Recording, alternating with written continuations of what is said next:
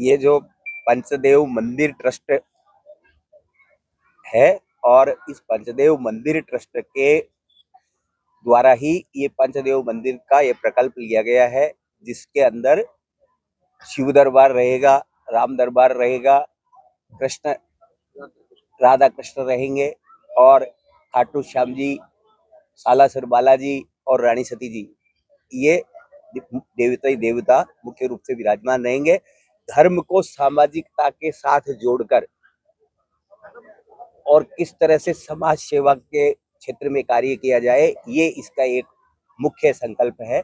ये हमारा आदिवासी क्षेत्र है, इसके अंदर धर्म जागरण की पताका तो फैले और उसके इस ट्रस्ट के द्वारा सामाजिकता के कार्य किए जाए। जिस तरह से प्रेम कुटीर का जो ये प्रकल्प है, ये एक अपने तरह का अनूठा है। हम वृद्धाश्रम नहीं बना रहे, हम वृद्धाश्रम को प्रमोट भी नहीं करते, लेकिन आज समय की आवश्यकता है कि ऐसे बुजुर्ग हैं जिनको अल्पकालीन आवास की जरूरत होती है, उनके दूसरे जो उनके संतान है वो कहीं दूसरे कार्य में व्यस्त होते हैं, कहीं जाना है, तो इस तरह के एक सुरम्य वातावरण में वो आकर के यहाँ रह सके, उनको सारी सुविधा मिले, इस तरह का ये किया जाएगा। और इसके साथ ही राष्ट्रभक्ति के, समाज सेवा के दूसरे सारे प्रकल्प भी है, वो इस क्षेत्र के अंदर यहाँ पे चलते रहेंगे। और एक गौशाला का भी यहाँ पे प्रावधान है, तो गौशाला के दूध से यहाँ पे जो बुजुर्ग रहेंगे उनका भी वो होगा, भरण पोषण होगा। दूसरे यहाँ पे जो भी अतिथि गृह है, जैसा रेस्टोरेंट बताया, तो अतिथि गृह में भी आने जाने वालों के लिए ये सारी इस तरह की व्यवस्था रहेगी। और जैसा कि भाई साहब ने बताया, इसका कोई हेतु कॉमर्शियल उसका नहीं रहेगा कि यहाँ कोई शादी ब्याह हो रहा है। ये पूरा धार्मिक और सामाजिक क्षेत्र के अंदर ही ट्रस्ट है, वो कार्य करेगा। और जैसे जैसे फिर प्रकल्प होगा तो दूसरी तरह की जो योजना आएगी कि आदिवासी ये क्षेत्र है, ये बहुत अभावग्रस्त क्षेत्र है, डांग वासदा तक भी सारा पूरा क्षेत्र जो जुड़ा हुआ है, इस क्षेत्र में किस तरह से सनातन की ज्योत फैले और किस तरह से लोगों को एकत्रित करके उसको सामाजिकता के साथ भी जोड़ा जाए और सामाजिक कार्य को भी गति मिले, ये इसका हेतु है।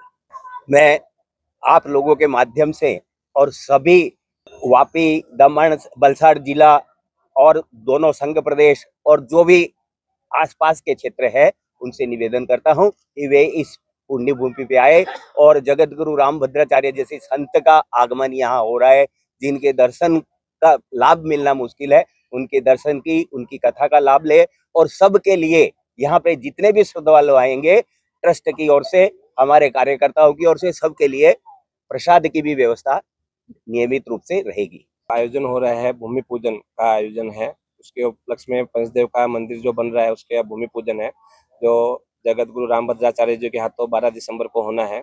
उनकी पंचदेव के जो कथा है वो 10 से 16 दिसंबर को प्रतिदिन उनकी कथा रहेगी। दोपहर 3 बजे से स्टार्ट होकर शाम 6 बजे तक रहेगी। उसके बाद में भजन संध्या का आयोजन है, हर दिन भजन संध्या रहेगी और प्रतिदिन महाभंडारा भी रहेगा। लगभग 2 लाख लोगों का 7 दिन के अंदर में 2 लाख लोगों के आने की संभावना है। हर दिन 20 से 25 हजार लोग आएंगे। कथा के बाद में भी जो ये आप कथा स्थल देख रहे हो, ये कथा स्थल परमानेंट बना दिया है, तो यहाँ पे कुछ धार्मिक जो अनुष्ठान है वो होते रहेंगे, कथा है, कीर्तन है, जागरण होते रहेंगे।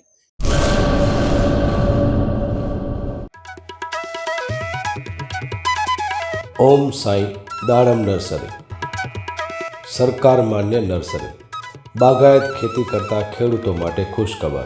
દાડમની ખેતી માટે ઉત્તમ છોડ મેળવવાનું સ્થળ એટલે ઓમ સાઈ દાડમ નર્સરી। દાડમના સિંદૂરી ભગવા અને સુપર ભગવા છોડ હાજર સ્ટોકમાં। સારી ગુણવત્તાના બિયારણમાંથી તૈયાર કરવામાં આવેલા દાડમના છોડ મેળવવા અવશ્ય એકવાર મુલાકાત કરો। કચ્છ ગુજરાતમાં કોઈ પણ સ્થળે ડિલિવરી કરી આપવામાં આવશે। ઓમ સાઈ નર્સરી, અસ્તગામ, तालुको राहाता, जिलो अहमदनगर, महाराष्ट्र।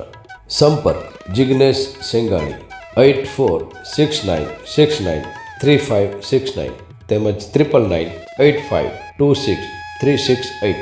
अर्पित पटेल 7041389359 તેમજ 9586383685।